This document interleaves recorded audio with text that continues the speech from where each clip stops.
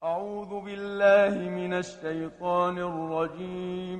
الحمد لله نحمده ونستعينه ونستغفره ونتوب إليه ونعوذ بالله من شرور أنفسنا وسيئات أعمالنا من يهده الله فلا مضل له ومن يضلل فلا هادي له وأشهد أن لا إله إلا الله وحده لا شريك له وأشهد أن محمدا عبده ورسوله لا نبي بعده. يا أيها الذين آمنوا اتقوا الله حق تقاته ولا تموتن إلا وأنتم مسلمون فإن أصدق الحديث كتاب الله وخير الهدى هدى محمد صلى الله عليه وسلم وشر الأمور محدثاتها وكل محدثة بدعة وكل بدعة ضلالة وكل ضلالة في النار.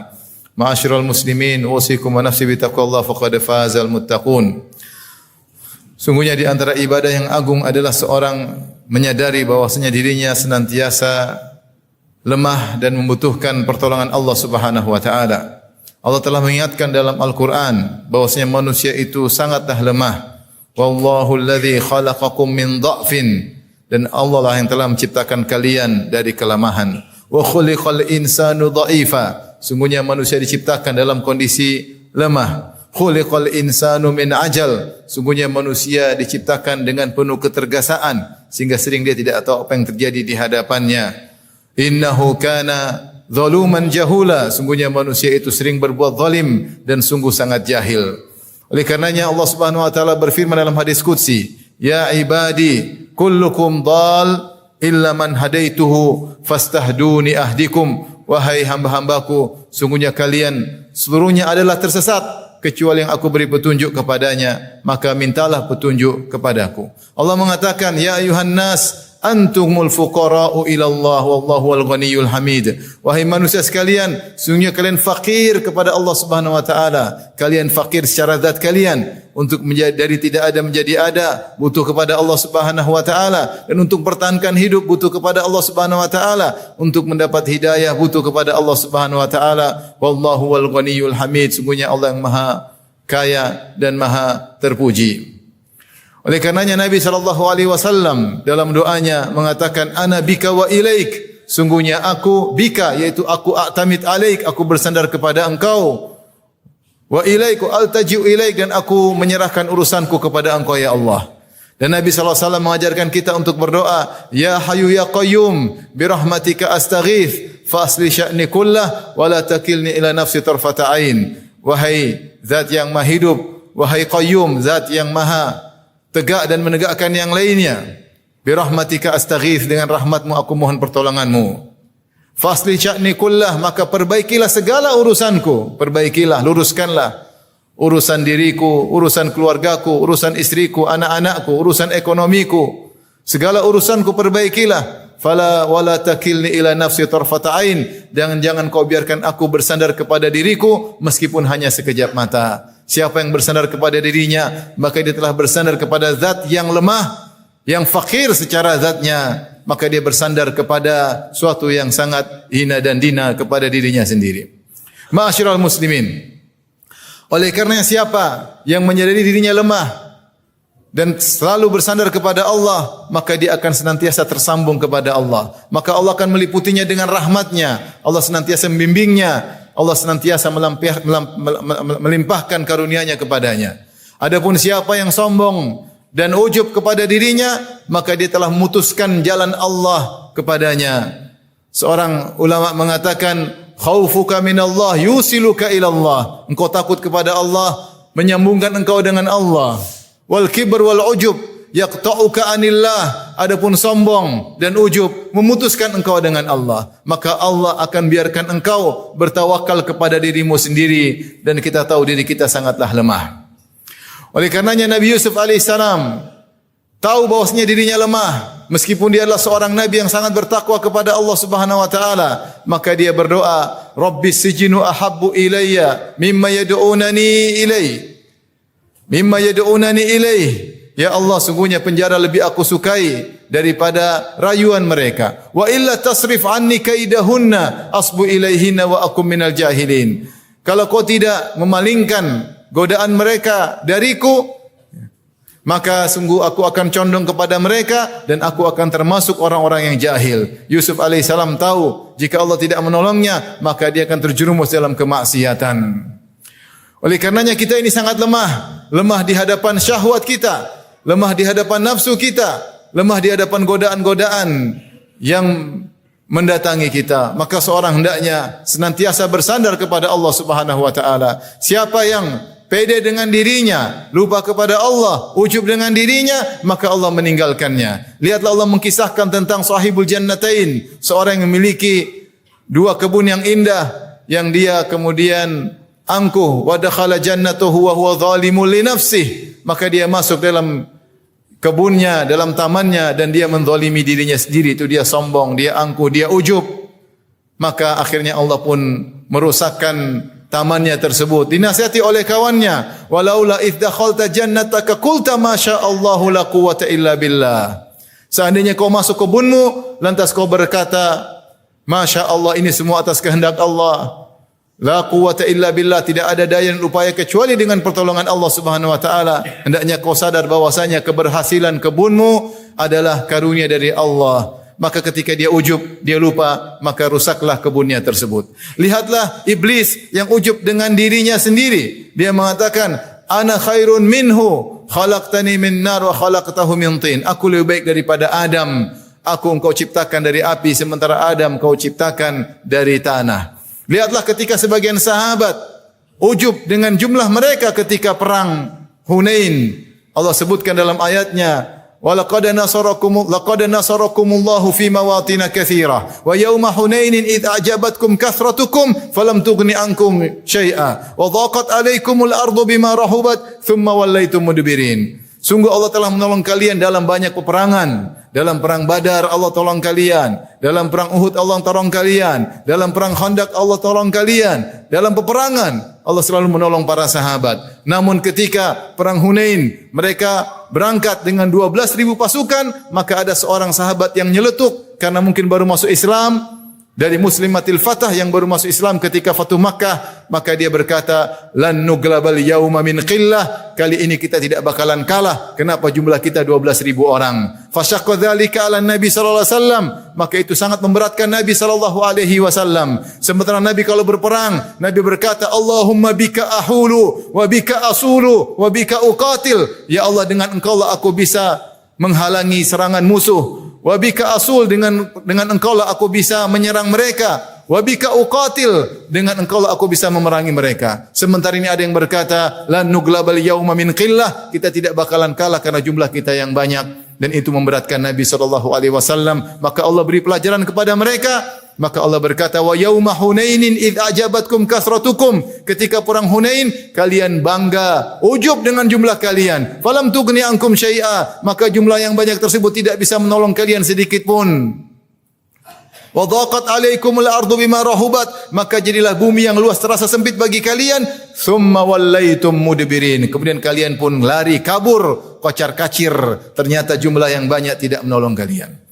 Maka siapa yang senantiasa merasa dirinya hina dina di hadapan Allah, merasa dirinya lemah, maka pertolongan Allah akan terus sambung kepadanya. Dan siapa yang merasa pede dengan dirinya, merasa mampu dengan dirinya, maka dia telah terputus dari Allah Subhanahu wa taala.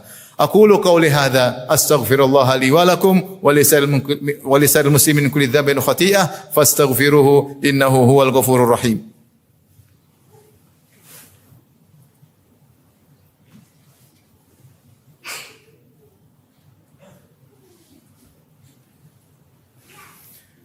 Alhamdulillahi ala ihsanihi wa syukru lahu ala taufiqihi wa amtinanihi wa asyhadu an la ilaha illallah wahdahu la syarika lahu ta'ziman li sya'nihi wa asyhadu anna Muhammadan abduhu wa rasuluhu da'ila ridwanihi. Allahumma salli alaihi wa ala alihi wa ashabihi wa ikhwanihi. Ma'asyiral muslimin, sungguhnya ujub memiliki banyak bentuk-bentuk. Di antaranya ada orang yang ujub dengan kecerdasannya sehingga dia merasa hebat daripada yang lainnya. Di antara ciri-cirinya, dia tidak mau mendengar masukan dari orang lain. Dan dia merasa berat ketika dikritiki oleh orang lain. Bahkan kalau orang berbicara, dia putuskan potongannya di tengah perkataannya.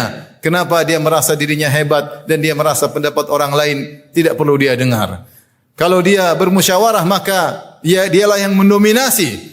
Maka semuanya adalah keputusannya. Ini contoh orang yang ujub dengan kecerdasannya. Ada orang yang ujub dengan amalnya. maka dia beramal dan dia merasa dirinya hebat sehingga dia merendahkan orang lain yang tidak bisa beramal dengan dirinya. Dia merendahkan orang yang tidak bisa bersedekah seperti sedekahnya. Dia tidak merendahkan orang lain yang tidak bisa menghafalkan Quran seperti hafalannya. Dia merendahkan orang lain yang tidak bisa memiliki ibadah seperti ibadahnya. Maka dia tertimpa ujub. Dan Rasulullah SAW pernah bersabda, laula tuznibun la khiftu alaikum ma huwa aktsaru min dzalik al-ujub. Seandainya kalian tidak berdosa, sungguh aku khawatir kalian tertimpa dengan perkara yang lebih aku khawatirkan daripada dosa itu, yaitu ujub dan ujub.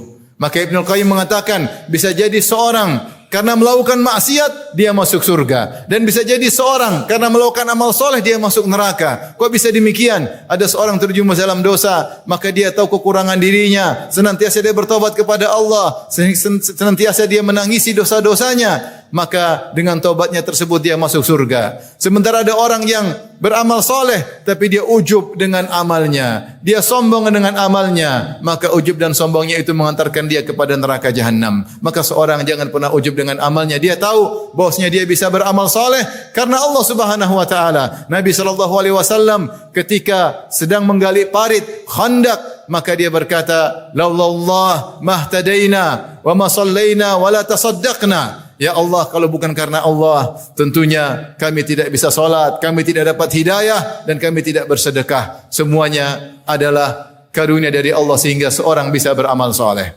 Ada seorang yang ujub dengan hartanya, maka dia merasa saya memang berhak untuk mendapatkan harta. Sebagaimana dikatakan oleh Qarun. Qarun mengatakan ketika dapat harta dia mengatakan innama utituhu ala ilmin indi. Sungguhnya saya dapat harta karena saya memang berhak. Allah tahu saya berhak dapat harta karena saya telah berusaha, karena saya telah bekerja. Maka dia ujub dengan hartanya. Maka dengan ujubnya tadi mengantarkan dia mengeluarkan harta, membelanjakannya semena-mena, dan hak Allah tidak dia tunaikan. Dan ada orang yang ujub karena dengan usahanya dia mengatakan saya begini karena saya telah berusaha, karena saya telah banyak pengalaman, karena saya telah mati-matian, karena saya bekerja keras, karena saya, sehingga dia senantiasa menyandarkan karunia kepada dirinya bukan kepada Allah Subhanahu wa taala. Dia berkata saya berhasil karena saya telah demikian dan demikian dan demikian. Dia tidak menyandarkannya kepada Allah, tidak berkata hadza min fadli rabbi. Ini semua dari karunia Allah Subhanahu wa taala. Ada orang yang ujub dengan perangainya, ada orang yang ujub dengan parasnya yang tampan dan cantik sehingga dia berjalan dengan gagahnya tubuhnya, dengan ketampanan wajahnya, dengan kecantikan fisiknya. Dia lupa bahwasanya nilai seseorang bukan pada fisiknya tapi pada imannya dan takwanya. Allah berfirman, "Inna akramakum indallahi atqakum." Sungguhnya yang paling mulia di sisi Allah yang paling bertakwa. Ada orang yang ujub dengan nasabnya. Dia keturunan darah biru, dia keturunan fulan dan allan, dia berasal dari suku yang mulia. Dia merasa dirinya seperti emas yang meskipun diletakkan di comberan tetap saja kilat mengkilau, dialah emas, sehingga akhirnya dia lupa untuk beramal soleh, bersandar kepada nasab. Sementara seorang penyair berkata, la amruka innamal amru mal amru illa bidinihi fala taturkanna taqwa itikalan ala nasabi. Ketahuilah demi Allah sesungguhnya seorang itu berdasarkan agamanya, maka janganlah seorang meninggalkan ketakwaan hanya bersandar kepada nasab. Laqad rafa'al Islamu Salman al-Farisi, laqad wada'al kufru an-nasiba Aba Lahabin. Sungguhnya Islam telah mengangkat Salman al-Farisi yang bukan Arab, bahkan dari Persia, tapi diangkat oleh Islam. Waqad wada'al kufru nasiba Aba Lahabin. Sementara Abu Lahab, paman Nabi yang nasabnya sangat mulia dari Bani Hashim, dari Quraisy, menjadi hina dina karena kekufuran. Dan Nabi SAW telah bersabda, man batta'a bihi amaluh lam yusri' bihi nasabuh. Siapa yang amalnya sedikit, amalnya lemah, maka nasabnya tidak akan bisa mempercepatnya. Siapa yang amalnya sedikit, nasabnya tidak akan bisa mengangkat derajatnya di sisi Allah Subhanahu wa taala. Inna akramakum indallahi atqakum. Sungguhnya yang paling mulia di sisi Allah adalah yang paling bertakwa. Maka seorang berusaha tidak ujub dengan apapun, jangan ujub dengan hartanya, jangan ujub dengan ilmunya, jangan ujub dengan usahanya. Hendaknya dia kembali kepada Allah Subhanahu wa taala. Dia ingat semuanya adalah dari Allah Subhanahu wa taala.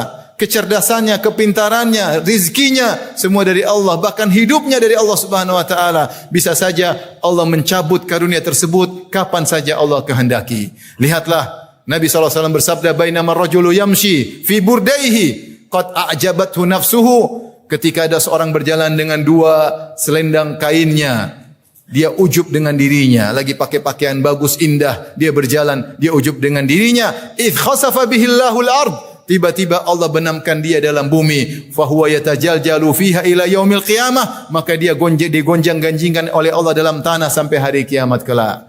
Dan Allah Subhanahu wa taala berfirman tentang Qarun, fa kharaja ala qaumihi fi zinatih, maka Qarun suatu hari keluar dengan kemegahannya, dengan keindahannya, dengan semua kekayaannya, maka dia keluar tampil di hadapan kaumnya. Apa yang terjadi? Fa khasafa bihil ard, fa khasafallahu bihi wa bidarihil ard, maka Allah benamkan dia dan bahkan rumahnya dalam tanah karena kesombongannya, karena ujubnya. Maka seorang waspada, jangan sampai Allah cabut kenikmatannya kapan saja yang Allah kehendaki. Demikian juga seorang hendaknya selalu ingat-ingat akan kekurangannya. Kita manusia penuh dengan kekurangan, masih banyak dosa-dosa yang kita lakukan.